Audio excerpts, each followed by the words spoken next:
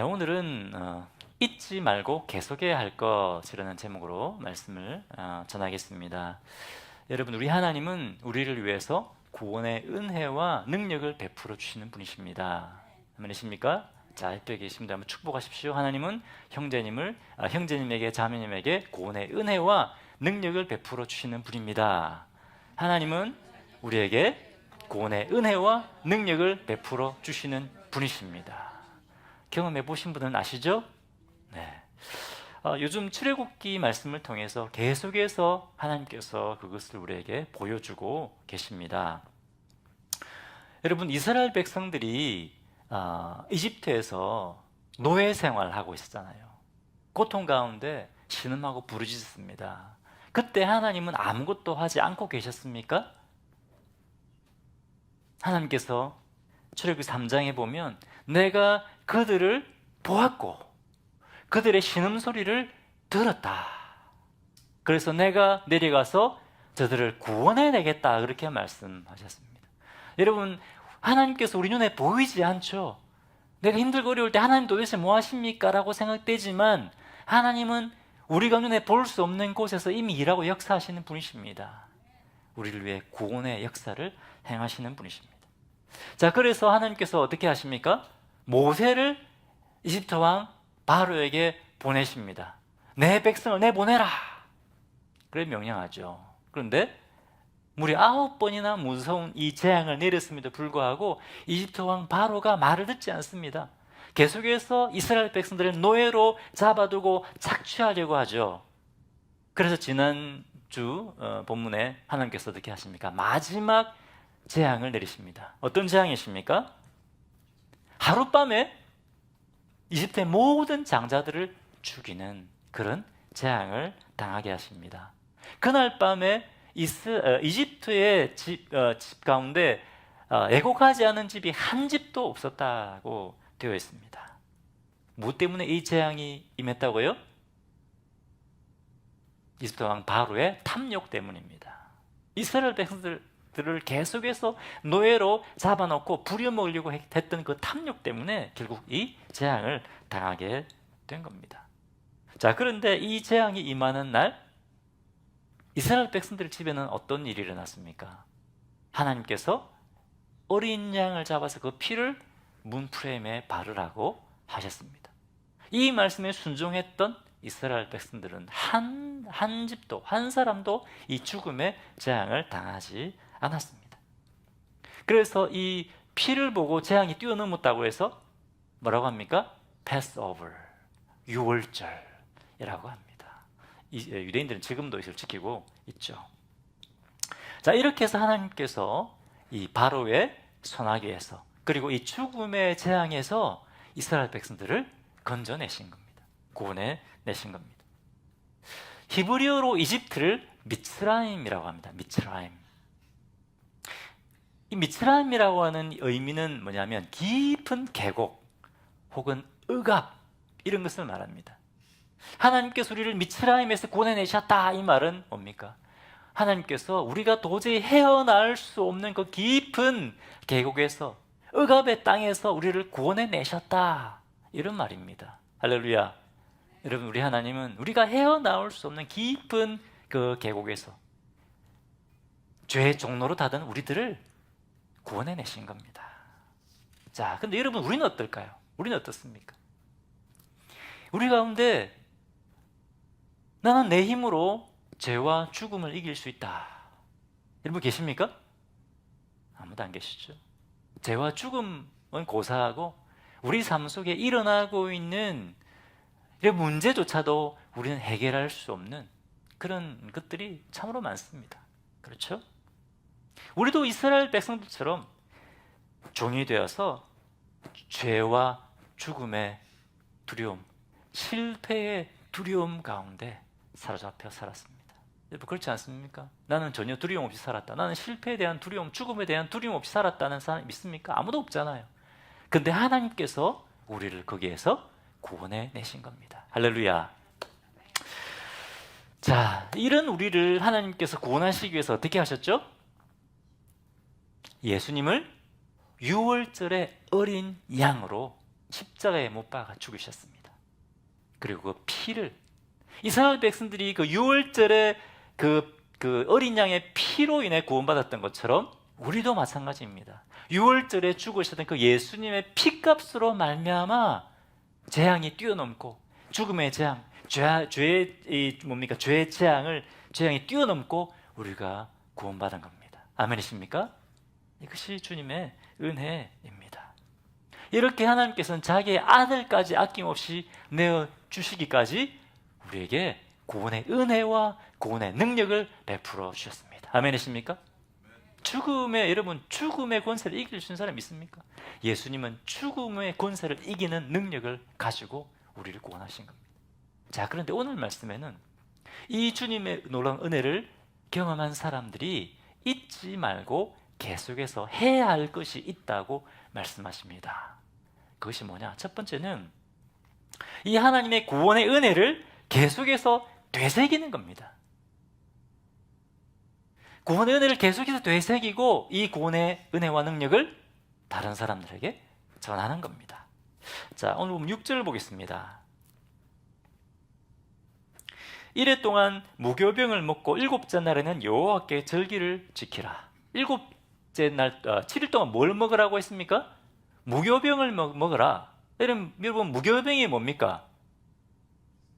네, 빵 만들어 보셨습니까? 빵 만들려면 빵이 잘 부풀게 하려면 뭘 집어넣죠? 이스트가 바로 누룩 아닙니까? 그렇게 해야 빵이 부풀고 부드럽고 맛있습니다. 그런데 무교병은 이 누룩을 집어넣지 않은 빵입니다. 딱딱하고 별로 맛도 없습니다. 이 빵을 7일 동안 먹으라고 하신 겁니다. 왜 그랬을까요? 창세기 12장에 보면 이스라엘 백성들이 이집트에서 급하게 탈출을 하니까 빵을 만들어 먹을 시간이 없는 거예요. 그러니까 그냥 물에 밀가루를 반죽해서 바로 구워 먹은 겁니다. 빵이 어땠을까요?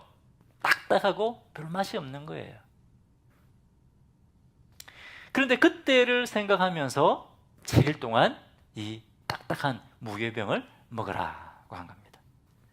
그래서 1500년 후에 예수님이 제자들과 함께 유월절 식사를 하실 때 뭘 드셨죠?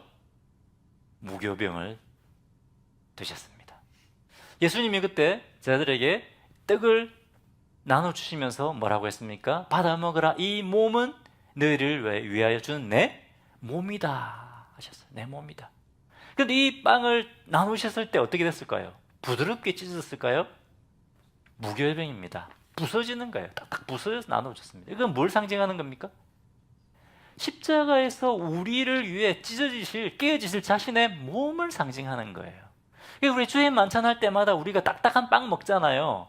그게 무교병이에요.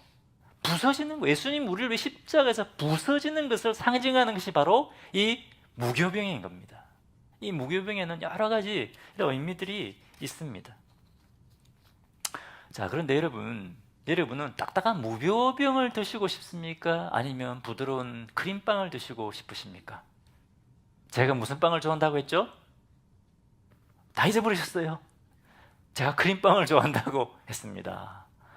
그런데 저희 건강을 생각해서 그런지 아무도 크림빵을 안 사주시더라고요. 어쨌든 자, 그런데 이 부드러운 크림빵이 아니라 이 맛없고 딱딱한 무교병을 6월절마다 7일 동안 먹으라는 겁니다. 이 딱딱한 무교병을 먹으면서 무엇을 기억하라고요? 6월절날 하나님께서 베풀어 주신 그 구원의 은혜와 능력을 잊지 말고 기억하라는 겁니다. 6월절을 이 무교절을 언제 지켰습니까? 해마다 매번 지키라는 것입니다. 뭐죠? 하나님의 은혜를 잊지 말고 되새기고 계속해서 기억하라는 겁니다. 우리도 마찬가지입니다. 여러분. 계속해서 하나님의 은혜를 우리는 돌아보고 되새겨야 됩니다. 자, 그것뿐만 아닙니다.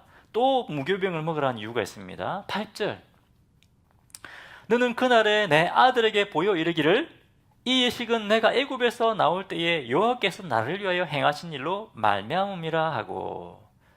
누구에게 또 이것을 전하라고요? 알려주라고요? 자, 여러분, 해마다 6월절이 되면 7일 동안 이 딱딱하고 맛없는 무교병을 먹는 거예요. 애들이 뭐라고 할까요? 아버지, 어머니, 왜 이렇게 6월절만 되면 딱딱하고 맛없는 무교병을 7일 동안이나 먹어야 됩니까? 그러면 어떻게 하라고요? 이집트에서 6월절에 경험했던 그 하나님의 은혜, 그 능력을 자녀들에게 알려주라는 겁니다. 자녀들뿐만 아니라 이것을 지키면서 사람들이 물을 거 아니에요. 너희들은 왜 일주일 동안 무교병 먹냐? 왜 그랬던가? 하나님의 구원의 은혜와 능력을 사람들에게 알려주라는 겁니다. 자, 그러면 이것이 오늘날 우리에게 어떤 의미가 있습니까? 여러분 1년에 한 번씩 7일 동안 무교병 드시는 분 계십니까? 아무도 안 계시잖아요. 그럼 오늘 이 말씀이 오늘 우리와 무슨 상관이 있느냐는 겁니다. 그것은 이스라엘 백성들처럼 우리도 마찬가지로 뭘 기억하라고요? 하나님의 구원의 은혜와 능력을 계속해서 되새기라는 겁니다. 계속해서 되새기고 기억하라는 겁니다. 그리고 그것을 간증하고 우리 자녀들에게, 사람들에게 알려주라는 겁니다. 자, 그런데 되새긴다는 말이 결국 묵상한다는 말입니다. 여러분, 말씀 묵상하세요 이렇게 많이 얘기하잖아요. 묵상한다는 말이 되새긴다는 말입니다. 되새김질 한다는 말도 됩니다. 계속해서 뭐 읽고 또 읽고 계속해서 돌아보는 것, 그것이 묵상입니다. 여러분, 이스라엘 백성들이 해마다 이 6개월절과 무교절을 지키는 시간을 가지고 있었다면 우리는 어떻게 되겠습니까? 우리는 어떻게 해야 되겠습니까? 우리도 마찬가지입니다, 여러분. 우리도 묵상하는 시간을 만들어야 됩니다. 여러분, 묵상하는 시간을 가지고 계십니까? 하나님의 은혜, 하나님의 능력을 계속해서 기억하고 돌아보는, 되새겨보는 시간을 갖고 계십니까? 그 시간을 가지라는 거예요. 자, 그러면 이 묵상하는 시간에 어떻게 하는 겁니까? 어떻게 하는 겁니까? 먼저 구원의 은혜의 말씀을 묵상하라는 겁니다. 여러분, 큐티 하라고 하죠. 큐티, 그죠? 큐티 하는 것이 바로 이렇게 묵상하는 겁니다. 이 하나님의 말씀을 깊이 묵상할 때 하나님의 그 사랑과 은혜가 새롭게 깨달아지는 겁니다. 여러분, 하나님께서 나를 사랑하시나? 구원의 은혜가 뭐지? 가물가물 하십니까? 하나님의 은혜 말씀을 매일매일 묵상하십시오. 그러면 우리 안에 하나님께서 베푸신 그 사랑과 은혜가 새롭게 깨달아지고 구원의 기쁨과 감격이 생기는 겁니다. 자, 묵상이 뭐라고요? 깊이 되새기는 겁니다. 읽고, 여러분 보통 성경 읽으면 어떻습니까? 한번 읽고 그렇지, 이런 말씀은 탁 덮지 말라는 거예요. 자, 예를 들어서 로마서 5장 8절 말씀을 어떻게 묵상하는지 한번 봅시다. 자, 한번 읽어봅시다. 로마서 5장 8절 같이 읽겠습니다. 자, 시작. 우리가 아직 죄인 되었을 때에 그리스도께서 우리를 위하여 죽으심으로 하나님께서 우리에게 대한 자기의 사랑을 확정하시느니라. 할렐루야. 덮어라? 그건 묵상이 아닙니다. 한번 덮는 것은 묵상이 아니에요. 여러분이 한번 읽고 이게 무슨 의미인지 이해가 되십니까? 묵상한다고 하는 것은 여러분 어떻게 해요? 읽고 또 읽고 또 읽고 또 읽는 것입니다. 그러면서 깊이 생각하는 것입니다. 이 말씀이 어떤 의미인가? 그리고 이 말씀이 나에게 어떤 의미인가? 성령 하나님, 성령님, 이 말씀을 통해 저에게 뭘 말씀하고 나십니까? 이 말씀이 어떤 의미입니까? 어떤 의미입니까? 저에게 가르쳐 주십시오. 기도하는 마음으로 계속 이 말씀을 돌아보는 겁니다. 되씹는 겁니다.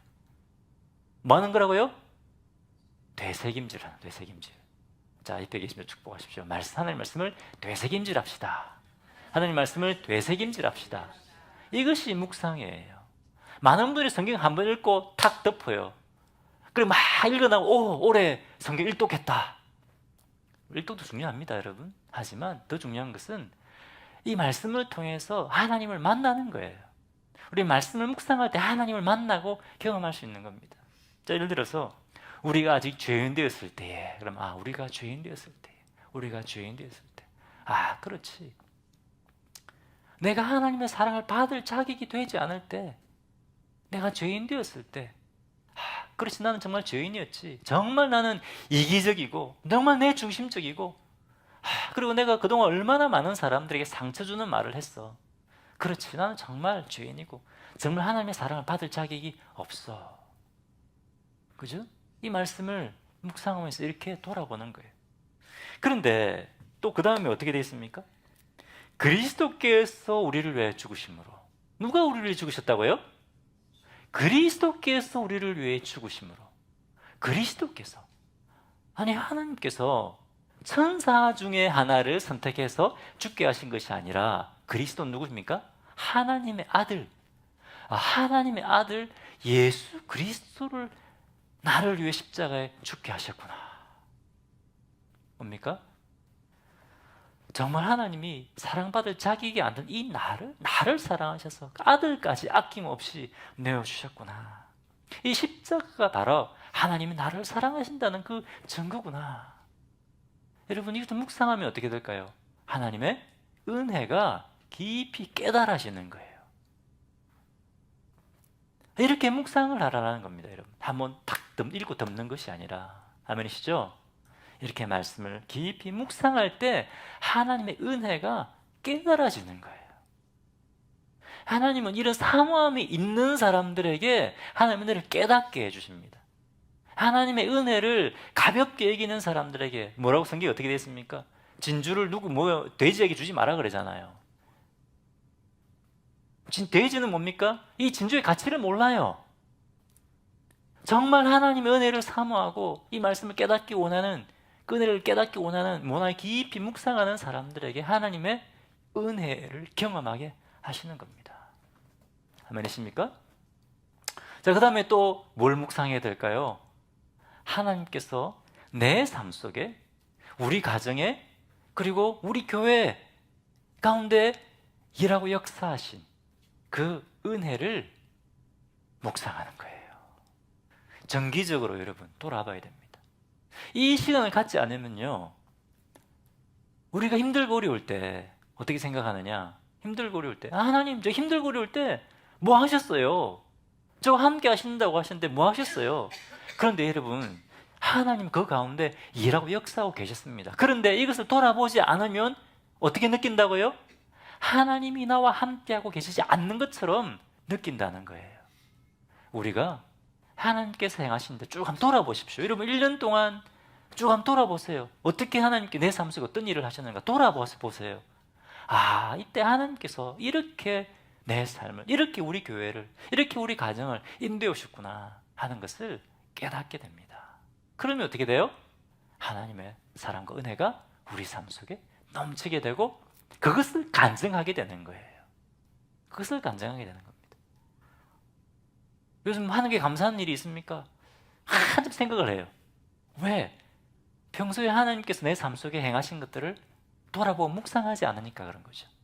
내 안에 감사가 없는 거예요. 왜? 하나님의 은혜를 돌아보지 않기 때문에 그렇습니다. 근데 우리가 하나님의 은혜를 돌아보면 어떻게 해요? 우리 삶 속에 하나님의 은혜가 넘쳐나고 기쁨이 넘치고 그것을 사람들에게 간증하게 되는 겁니다. 아멘이십니까?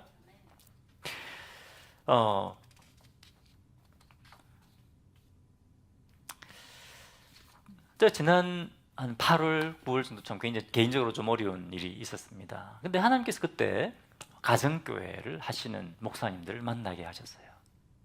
사실 목사님들 만나도 자기의 마음을 열고 삶을 나누고 하는 게 굉장히 쉽지가 않습니다. 그런데 이 목사님들 통해서 내 마음을 열고 내 마음에 있는 걸 솔직하게 함께 나누고 기도할 수 있는 것들을 통해서 얼마나 많은 위로와 격려를 받았는지 모릅니다. 하나님께서 하셨다고 믿습니다. 하나님께서 지금 위로와 격려가 필요할 때 하나님께서 이분들을 만나게 하셨구나. 하나님께서 하신 거예요. 우리 전사님 열심히 찬양 잘해주시죠? 그렇죠? 얼마나 찬양 잘하시는지 몰라요. 물론 찬양을 잘했으면 받으시는 건 아니지만 우리 또 김준호 목사님 사회마시고 찬양 인도자였을 때 또 하나님께서 전사님 보내주셨잖아요. 하나님께서 하신 거예요. 그죠? 돌아보십시오. 또 재작년에 제가 이제 저희 지방에 일을 했거든요. 교회 사역도 하고 지금 우리 텍사스 주총에 그 준비하는 일을 하는데 얼마나 바빴는지 모릅니다. 너무 바빴어요. 근데 그거 다 끝나고 난 다음에 하나님께서 저 산호세 가는 비행기 200불에 저희 네 가족이 끊게 하셨어요. 그래서 또 갔더니 거기 또 황 목사님 하시잖아요. 얼마나 우리 잘해 주시는지 집에 재워주시고 먹을 것도 주시고 막 격려해 주시고. 그래서 저는 이것이 하나님의 보상이라고 생각해요. 힘들고 지쳤을 때 그래 이제 좀 쉬어. 내가 새 힘 줄게. 여러분 한번 돌아보십시오. 하나님께서 하시는 거예요. 우연이 아닙니다. 이런 것들을 돌아볼 때 하나님께서 내 삶 속에 일하고 역사하신다는 것을 우리는 깨닫게 되고 하나님께서 베푸시는 그 은혜 때문에 기뻐하고 감사하게 되는 겁니다. 도주성 큐티 말씀인데요. 시편 86편에 보면 다윗이 어떤 상황에 처해 있었습니까? 여러분 큐티 하시죠? 말씀 묵상하시죠? 다윗이 얼마나 힘들었으면 밤에 잠을 이루지 못할 정도로 고통스러웠습니다. 너무 답답했습니다. 끝이 보이지 않는 터널을 통과하는 것 같은 그런 상황에 있었습니다. 그런데 다윗이 그때 어떻게 했다고 되어 있습니까? 시편 86편 그동안 하나님께서 자기 삶 속에 해왔던 것을 돌아봐요. 다윗이 하나님께서 내가 힘들고 어려울 때 위기 가운데 있을 때 어떻게 건져내시는가 하는 것을 돌아보면서 하나님을 찬양합니다. 지금 하나님을 찬양할 수 있는 상황이 아니에요. 깊은 지금 터널 한복판에 있습니다. 그런데 그렇게 하나님께서 행하신 일들을 돌아보고 감사하고 찬양할 때 다윗이 어떻게 됩니까?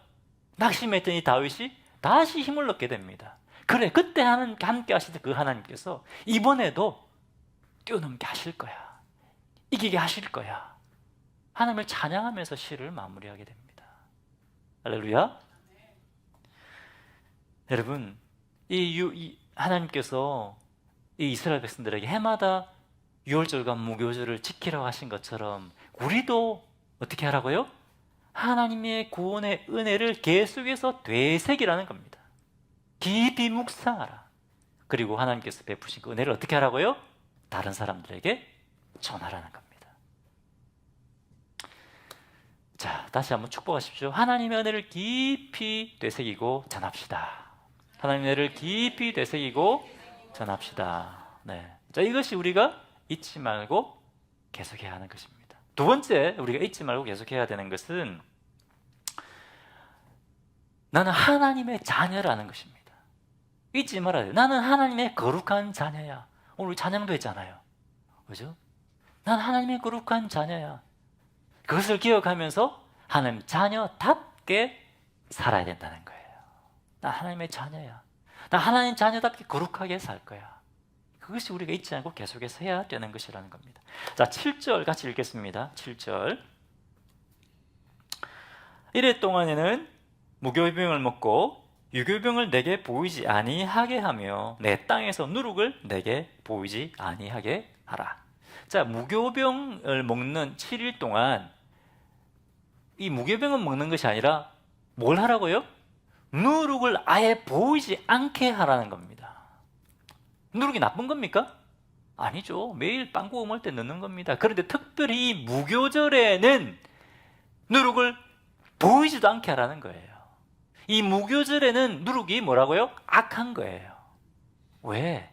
왜 무교절에 이 누룩을 넣지 말라고 했는가? 누룩이 어떤 의미인가? 고린도전서 5장 8절을 보겠습니다. 같이 한번 읽어볼까요? 자, 시작. 이러므로 우리가 명절을 지키되 묵은 누룩이나 악하고 악에 찬 누룩으로 하지 말고 오직 순전함과 진실함의 무교병으로 하자. 자, 이 무교절에 누룩을 보이지 않고 멀리 한다고 하는 것은 결국 뭘 의미하느냐? 우리 안에 있는 죄를 끊어버리고 하나님의 백성답게 거룩한 삶을 살겠습니다라고 결단하는 것이라는 거죠.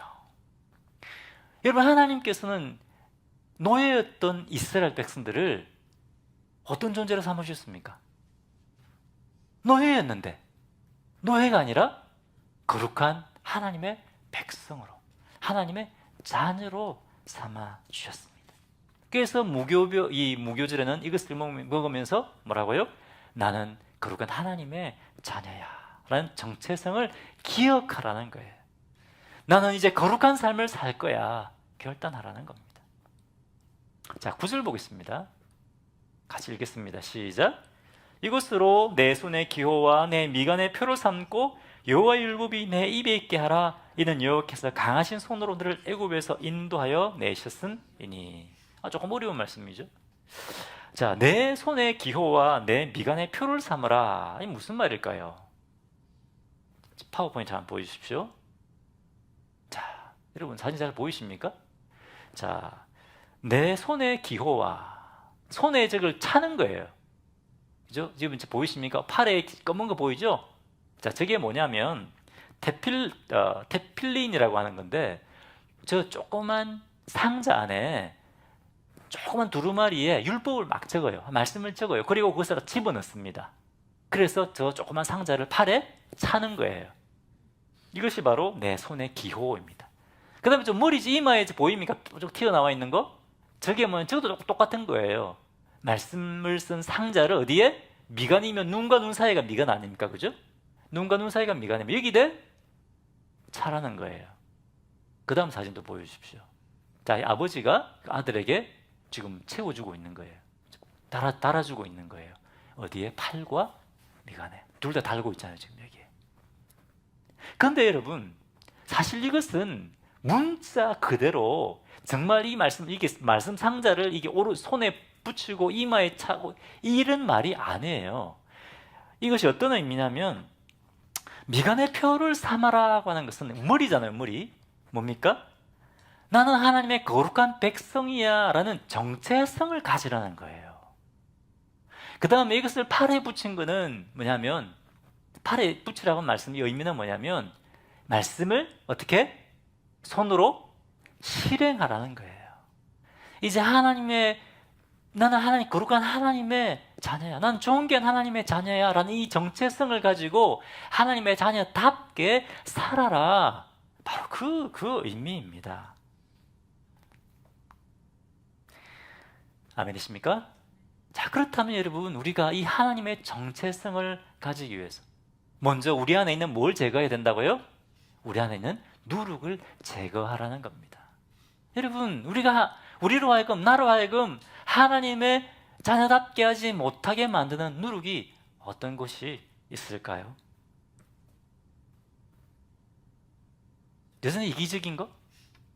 이기적인 거 있습니까? 내 중심적인 거. 교만함? 게으름? 게으름도 죄인가요? 게으름도 여러분 죄입니다. 하나님의 자녀는 게으르게 살지 않죠. 그죠? 게으름도 우리는 끊어내야 됩니다. 그죠? 용서하지 않는 거. 용서하지 않는 거. 계속 마음속에 나에게 상처 줬던 사람을 계속 품고 미워하는 거. 이거 하나님 자녀가 해야 될 것입니까? 버려야 되죠. 이런 것들 계속 품고 있는 사람들이 있어요. 그죠? 이것들이, 저번에 우리 생명 3태 했잖아요. 이것들이 용서하지 않고 있는 분노, 이걸 가지고 있으면 어떻게 해요? 이것이 독이 돼서 우리 인생을 망치는 겁니다. 하나님의 자녀가 얼굴에 변화가 없어요. 그러면 안 되잖아요. 그죠? 그 다음에 하나님의 자녀는 어떻게 해요? 당당해야 돼요. 열등감. 하나님이 예수님의 피급수로 산 좋은 귀한 사람인데 그것을 잊어버리고 뭐예요? 늘 비교하는 거예요. 열등감. 이 하나님 기뻐하시는 것 아닙니다. 누룩입니다. 여러분 자꾸 비교하십니까? 비교하면 뭐가 또 생기죠? 시기심이 생기잖아요. 시기심이 생기고 질투심이 생깁니다. 우리 안에 열등감 때문에 그런 거예요. 하나님께서 우리를 좋은 귀한 하나님의 자녀로 삼으셨어요. 피값으로 사신 거예요. 이런 것들을 우리가 하나님 자녀에서 끊어버려야 됩니다. 세상의 근심과 걱정? 하나님의 자녀로 합당하지 않은 겁니다. 세상을 향하여 하나님 자녀는 어떻게 삽니까? 당당하게 사는 겁니다. 세상의 근심과 걱정과 두려움에 사로잡혀 사는 것이 아니라 하나님의 자녀로서 당당하게 사는 거예요. 아멘이십니까? 그리고 하나님의 자녀로서 세상과 다르게 거룩한 삶을 사는 것입니다. 나는 이제 거룩한 하나님의 자녀가 되었어. 자, 이런 정체성을 가지고 살면 어떻게 될까요? 과거에 죄된 것들, 그 삶을 보면 불편해집니다. 내가 이전과 전혀 변화가 없어. 이전에 살았던 했던 그대로 해도 전혀 나에 거리낌이 없어. 그러면 하나님의 자녀로서 정체성을 잃어버리고 있는 거예요. 오늘 어떻게 말씀하십니까? 내 자녀로서 정체성을 회복해라. 그리고 거룩한 백성답게 살아야 된다. 그렇게 말씀하시는 거예요.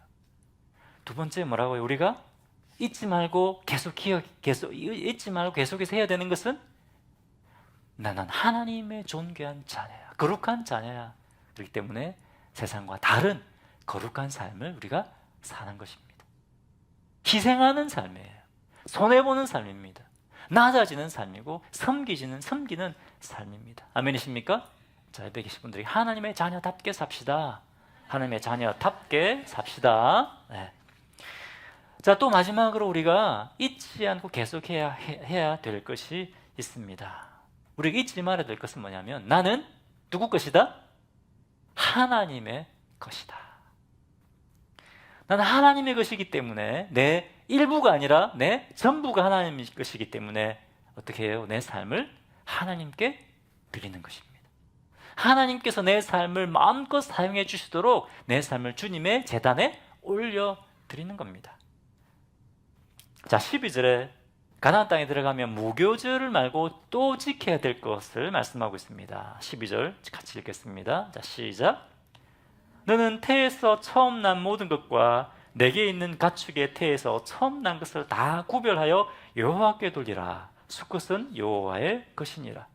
자, 이스라엘에서 처음 태어난 것은 다 하나님의 것이라고 말씀하십니다. 왜 그럴까요? 이집트에서 나올 때 죽음의 재앙에서 구원받았잖아요. 그때 무엇을 보고? 어린 양의 그 피를 보고, 그죠? 이스라엘 백성들의 장자들, 처음 난 것은 재앙으로부터 구원을 받았습니다. 그렇기 때문에 하나님의 것이라는 거예요. 자, 그런데 하나님께 돌리라, 이 말은 무슨 말입니까? 이 말은 하나님께 제물로 드리라는 거예요. 그래서 어린 양이나 이런 정결한 짐승은 제물로 드렸어요. 근데 아까 보면 이렇게 뭐 나귀가 나오죠. 이런 것들은 부정한 짐승으로 있기 때문에 이것은 나귀 대신 거룩한 짐승 양을 바치는 거예요. 근데 사실 여러분 이 이스라엘의 장자들만 하나님의 것입니까? 아니죠. 이집트에서 노예 생활하고 있던 이 노예였던 이스라엘 백성들을 하나님께서 자기 백성으로 삼으셨어요. 하나님의 자녀들로 삼으셨어요. 그렇기 때문에 장자들만 하나님의 것이 아니라 누구요? 이스라엘 전부가 하나님의 것인 겁니다. 우리는 어떻습니까? 우리 옛날에 전쟁이 일어나면 항상 노예 상인들이 따라다녔다고 합니다. 뭐하러 따라다녔을까요? 포로로 잡히는 사람들 어떻게 해요? 노예로 팔아먹는 거예요. 그러니까 노예 상인들이 따라다니면서 전쟁에서 잡은 사람들 다 노예로 팔아먹는 거예요. 여러분 영화 글래디에이터 2 안 보셨습니까? 안 보십시오. 잘 만들어졌습니다. 그 보면 주인공이 전쟁에서 패하잖아요. 그래서 노예로 팔려갑니다. 노예로 팔려갔는데 덩치도 좋고 하니까 검투사 노예로 팔려가는 거죠. 자, 근데 노예로 팔려간 사람을 이 만약 가족들이 살아있다면, 또 가족들이 경제력이 있다면 어떻게 해야 될까요? 노예로 팔려간 가족을 데려오기 위해서는 어떻게 하죠? 몸값을 지불해야 됩니다. 랜섬. 몸값을 내고 먼저 노예로부터 해방을 시켜줘야 되죠. 해방을 시켜주고 데려오는 겁니다. 우리도 마찬가지예요, 여러분. 우리도 죄의 노예였습니다. 흑암의 권세 아래 노예 생활을 하고 있습니다. 그런데 이러한 우리들을 하나님께서 어떻게 하셨죠? 예수님을 유월절의 어린 양으로 십자가에 못 박아 죽이셨어요. 하나님께서. 그리고 그 피값으로 우리 죄의 값을 대신 지불해 주신 거예요. 그래서 우리를 해방시켜 주신 겁니다. 우리를 해방시켜 주실 뿐만 아니라 우리를 어떻게 삼으셨다고요? 하나님의 존귀한 자녀, 거룩한 자녀, 하나님의 것으로 삼아 주셨다는 겁니다. 누구든지 이 우리를 위해 6월절에 어린 양이 되어주신 예수님의 피를 의지하고 예수님을 믿고 예수님을 주님으로 영접하면 무엇이 된다고요? 죄 중에서 하나님의 존귀한 자녀가 되는 겁니다. 구원받게 되는 겁니다. 죄와 죽음의 권세를 뛰어넘는 이기는 은혜를 경험하게 됩니다. 이것이 여러분 바로 복음입니다. 베드로전서 1장 18절 19절을 한번 보겠습니다. 자, 18절 먼저 읽어볼까요? 자, 시작. 너희가 알거니와 너희 조상이 물려준 헛된 행실에서 속량된 것은 은이나 금같이 없어질 것으로 된 것이 아니요. 19절. 오직 흠없고 점없는 어린 양 같은 그리스도의 보배로운 피로 된 것이니라. 우리를 망하게 하는 이 죄의 행실에서 어떻게 구원하셨다고요? 하나님께서 뭘 지불하셨다고 됐습니까? 은이나 금같이 없어질 것이 아니라 예수 그리스도의 보배로운 피로 우리를 사셨다고 말씀하고 있습니다. 이것을 이제 신학적 용어로 대속이라고 합니다. 대속. 대신 갚아준다는 거. 대신 갚아준다. 영어로는 어토먼트라고 하죠. 대신 갚아줬다. 그래서 어떻게 되느냐? 고린도전서 6장 19절 맨 마지막에 한번 봅시다. 6장 19절 제가 줄을 꺼놨는데요. 너희는 누구 것이라고요? 내 자신의 것이 아니니라. 그럼 누구 겁니까? 20절 같이 읽어보겠습니다. 시작. 값으로 산 것이 되었으니 그래서 너희 몸으로 하나님께 영광을 돌리라. 너희는 너희 자신의 것이 아니고 값으로 사신 것이 되었으니 누구 것입니까? 이제 하나님의 것입니다. 그렇기 때문에 너희 몸으로 하나님께 영광을 돌리라 이렇게 말씀하시는 겁니다. 아멘이십니까? 자, 옆에 계신 분들에게 축복하십시오. 형제님, 자매님은 하나님의 것입니다. 형제님은 자매님은 하나님의 것입니다. 무엇으로 값주고 사셨다고요? 예수님의 피를 값주고 사신 하나님의 것이 되었다는 겁니다. 그래서 로마서 12장 11절에 너희 몸을 하나님께서 기뻐하시는 거룩한 뭐로? 산 제물로 드리라는 겁니다. 우리는 제물입니다. 제물. 여러분, 제물 드리는데 번제 드리는데 번제는 다 태워 드리는 거예요. 일부 뭐 발 하나 잘라가 드리는 것이 아니고요. 다 주님 앞에 올려 드리는 겁니다. 이전에 우리는 어떤 사람들이었습니까? 내 욕심을 따라 내가 원하는 대로 살았던 사람들입니다. 근데 이제 하나님께서 예수님의 피로 하나님의 것으로 삼으셔서 이제 무엇을 위해서? 하나님의 나라를 위해서, 영원한 하나님 나라를 위해 사는 사람들로 삼아주셨습니다. 내 욕심대로 사는 것이 아닙니다. 자, 근데 여러분은 어떻습니까? 나는 하나님의 것으로 살고 있습니까? 확인해 보시면 돼요. 내가 중요한 결정을 내릴 때 누가 결정하느냐? 여러분, 누가 결정하십니까? 중요한 결정들을 내릴 때 누가 결정권을 가지고 있습니까? 하나님이십니까? 여러분이십니까? 기도하고 결정하십니까? 하나님 이것을 기뻐하십니까? 또 있습니다. 여러분, 중요한 재정을 사용할 때 여러분 누가 그것을 누구 결정대로 사용하십니까? 하나님이십니까? 여러분이십니까? 여러분, 시간을 사용할 때 여러분의 시간 사용에 대한 결정을 내릴 때 여러분 누가 결정을 내립니까? 여러분 내리십니까? 하나님, 제가 무엇을 해야 되겠습니까? 시간 사용의 결정권을 하나님께서 가지고 계신가 우리는 돌아봐야 됩니다. 우리는 우리 욕심대로 사는 것이 아니라 어떻게 해요? 하나님의 뜻대로 살아가는 하나님의 것이 되었다는 것을 여러분 잊지 말아야 됩니다. 아멘이십니까? 그리고 무엇을 위해 삽니까? 이 세상의 것을 위해 살아가는 것이 아니라 하나님의 나라를 위해 살아가는 겁니다. 여러분, 남자가 사랑에 빠지면 여자의 마음을 얻으려고 어떻게 합니까? 환심을 사기 위해서 뭐 별짓을 다 하죠. 내가 하늘의 별이라도 따져줄게. 그렇게 합니다. 그러다가 결혼을 하면 어떻게 됩니까? 설거지도 잘 안 해주죠. 네. 근데 아내가 왜 별 안 따져? 그러면 뭐라고 합니까? 이미 잡은 물고기에는 미끼를 주지 않는다. 그렇게 하죠. 네. 이미 잡은 물고기이기 때문에 완전히 싹 마음이 바뀌는 겁니다. 그런데 여러분, 우리 하나님은 어떤 분이십니까? 내가 너를 사랑한다고 말씀하시고 아들까지 아낌없이 십자가에 못 박아 죽이신 분이십니다. 예수님 우리를 위해서 유월절에 어린 양으로 희생하신 분이십니다. 마음을 다하고 힘을 다하고 생명 다하기까지 우리를 사랑하시는 분이십니다. 여러분 잊어버리고 계시지 않으셨죠? 마음과 뜻과 생명 다하기까지 하나님 우리를 사랑하시는 분이십니다. 그 아들을 우리를 위해 제물로 먼저 바치셨어요. 너희 몸을 내게 제물로 바치라 이렇게 하시기 전에 먼저 자신의 아들을 제물로 바치신 분이에요. 여러분 이 사랑을 우리가 경험하게 된다면 어떻게 될까요? 기쁨으로 내 삶을 드리고 싶은 마음이 생깁니다. 이사야 6장에 보면 이사야가 하나님을 대면하는 장면이 나옵니다. 이사야가 하나님의 보좌를 봅니다. 나의 화로다. 나는 이제 망하게 되었다. 막 그렇게 하는데 뭡니까? 그 천사들이 그 죄된 입술을 깨끗하게 하고 숯불로 찢이죠. 그래서 이 이사야가 죄사함의 그 은혜를 누리게 됩니다. 하나님의 영광을 보게 됩니다. 그리고 마지막에 어떻게 합니까?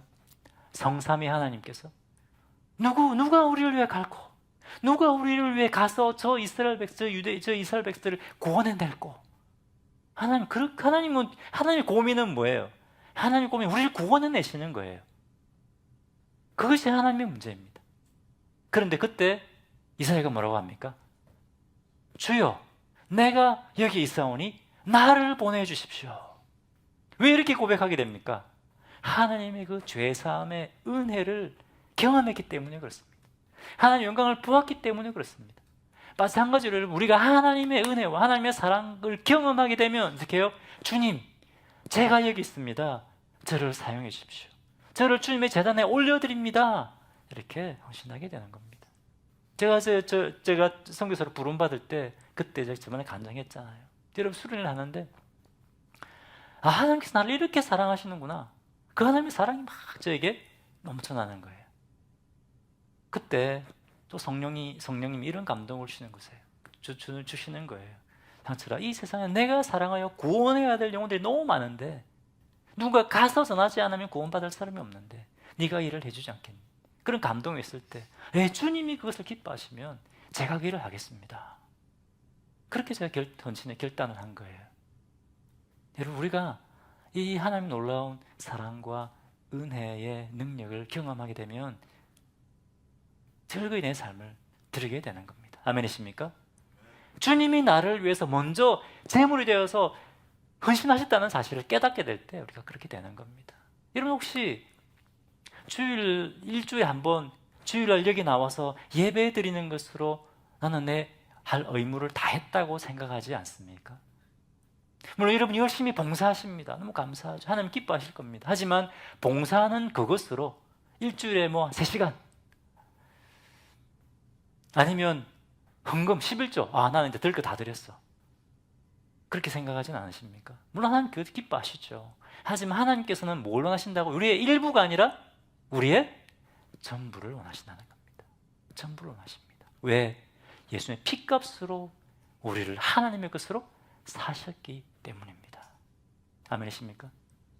이것이 여러분 우리가 잊지 않고 계속해서 해야 되는 겁니다. 나는 내 것이 아니라 하나님의 것이야. 예수를 피로 값주고 사신 하나님의 것이야. 그래서 나는 내 삶을 하나님 앞에 기쁨으로 드리는 거야. 아멘이십니까? 여러분 오늘 하나님은 우리에게 구원의 은혜와 능력을 베푸시는 분이라고 말씀하셨습니다. 우리가 하나님 눈에 보이지 않을 때도 하나님 일하고 계시지 않는 것 같이 보일 때도 하나님은 여전히 일하고 역사하시는 분이십니다. 그 은혜를 기억하면서 우리가 잊지 말고 해야 될 것, 그것은 이 하나님의 은혜를, 하나님의 능력을 계속해서 되새기는 겁니다. 묵상하는 겁니다.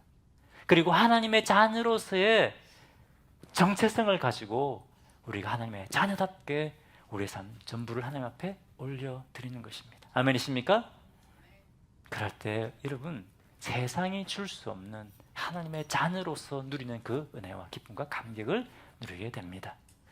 이 시간에 이 하나님의 은혜를 기억하면서 우리가 함께 주님 앞에 찬양을 올려드리도록 하겠습니다. 여러분 찬양 드리면서 한번 여러분 돌아보십시오. 묵상해 보십시오. 하나님께서 내 삶에 어떤 일을 행하셨는가 돌아보십시오. 그때 내 삶에 기쁨과 감사와 감격이 넘치게 됩니다. 함께 찬양 드리면서 우리 묵상하겠습니다.